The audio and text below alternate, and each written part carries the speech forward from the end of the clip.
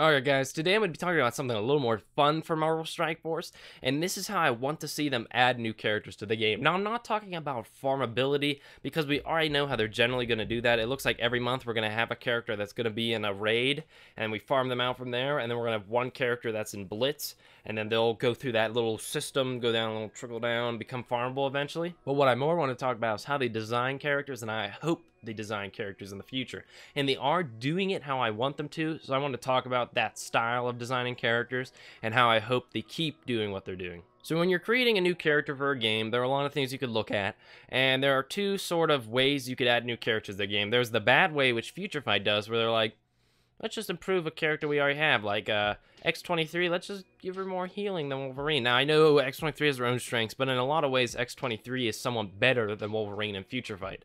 You know, they keep on releasing characters that are just even better than the last. Like, you know, at one point in time, Hulkbuster was top tier. Do you guys remember when Hulkbuster was top tier? Then they released Carnage, who was just better than Hulkbuster. Then they released Agent Venom, and he's just better than Carnage. And then they released Hulk with his uniform, and he's just better than Agent Venom. They just keep on releasing characters that are better and better, and it gets to the point where it's like, why bother building up a character in Marvel Future Fight if the new character is going to be coming out? Like Emma Frost, they made her so expensive, and it's like, why would I bother buying Emma Frost when you're just going to release a better character next month? I mean, you could buy Emma Frost, but like, why not just wait for them to release the next better character? And that's a bad, it's horrible that they have such bad power creep in Future Fight. And power creep isn't inevitable in a lot of mobile games, but it's just so bad in Future Fight. I mean, it's really bad in Future Fight. But Strike Force, as of now, they have not shown many signs of power creep. Again, we've only had 2 updates, but Deadpool was an excellent chance for FoxNext Games to just create a better Wolverine. I guarantee you, when Deadpool comes out into Future Fight one of these days, he's just going to be a better Wolverine. He's just going to have a better healing factor. He's just going to do more flashy attacks. I'm telling you guys right now, Deadpool is just going to be a better Wolverine. And, because think about it, what's Deadpool's skills? He slashes people with his katanas, he has guns, but mainly he slashes people with his katanas, and he has a healing factor.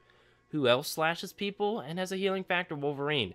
So this was an excellent opportunity for FoxNext Games to have just made a better Wolverine, and instead, what they did is they focused on a different part of Deadpool, and they more made Deadpool focus on taking down mercenary opponents, or minions.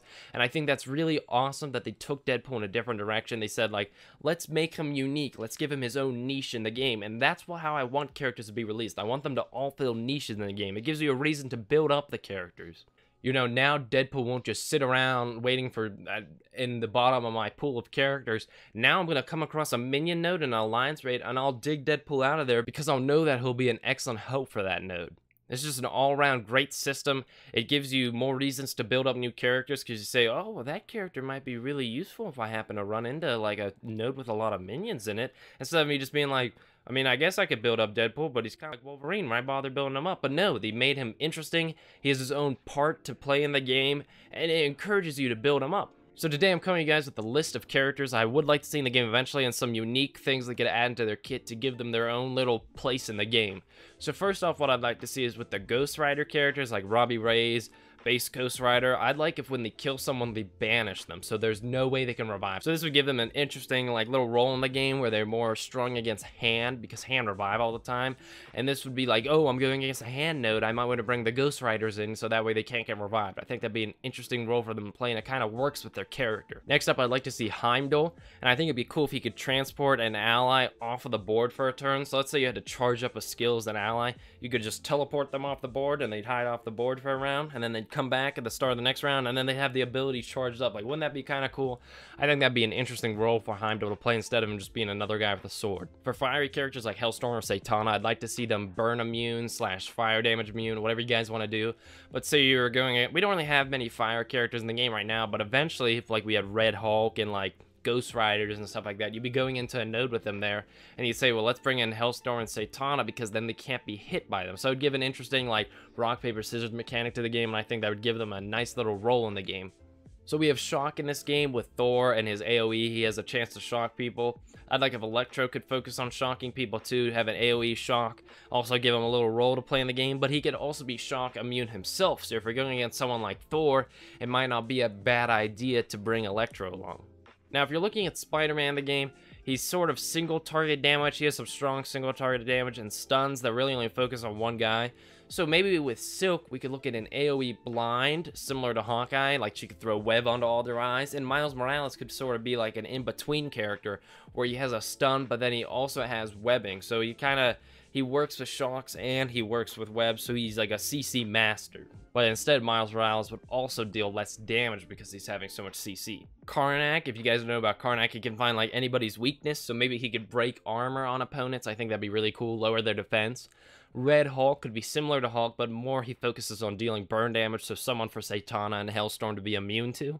I think it'd be cool if also Bloodstone could passively mark a target, and everybody on your team would deal bonus damage against them, and maybe even at a certain point Elsa could gain some health back if you kill her target. This would work thematically because she's a hunter. Werewolf would be cool if he passively would howl every time an enemy dies, and it would give a critical chance boost to the team or something like that. Like, nothing too crazy, but it'd be like what a wolf would do. I don't know. I think that'd be kind of cool if Werewolf did that.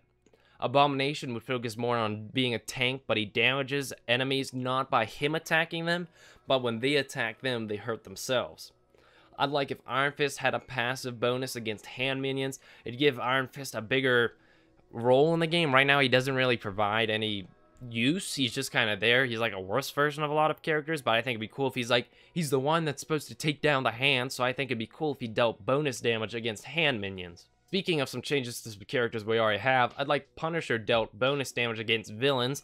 Again, it would give Punisher a little bit more of a role to play in the game. Right now, he's just not as good as a lot of other characters are, and there's no reason to bring Punisher into battle, but I think this would give Punisher a place in the game. I think it'd be cool if Coulson would more provide a passive buff to all shield members on his team, since because Coulson's like that team player guy, and I think that'd be a fun way to add Coulson into the game where he more supports his team. I think it'd be really cool if Maria Hill could sort of be an assistant to Nick Fury, where every time Nick Fury would attack, she'd kind of assist. And I don't really know what Nick Fury's skills are, but I think it'd be awesome if Maria Hill could play off of all his skills, so maybe she's not all that good on her own, but if you pair her with Nick Fury, they'd be a strong team together. I'd also like to see the Warriors 3, Hogan, Volstagg, and Faendro, I believe that's their names, and I think it'd be cool if on their own they weren't all that strong, but then if they were with each other, they'd all provide buffs to each other. Like maybe Hogan would provide like an attack buff to everyone, Volstagg would provide like a defense buff to everyone, and Faendro would provide a speed buff to the three of them. And so that way, if you put the three of them together, they'd be a really strong team, but as soon as one of them died, then they sort of start to fall apart. Rhino, I think we've had him data mined, so I think it'd be really cool if you had a frontline character taunting. Rhino could kind of charge through them and go through the taunt and hit the people behind him.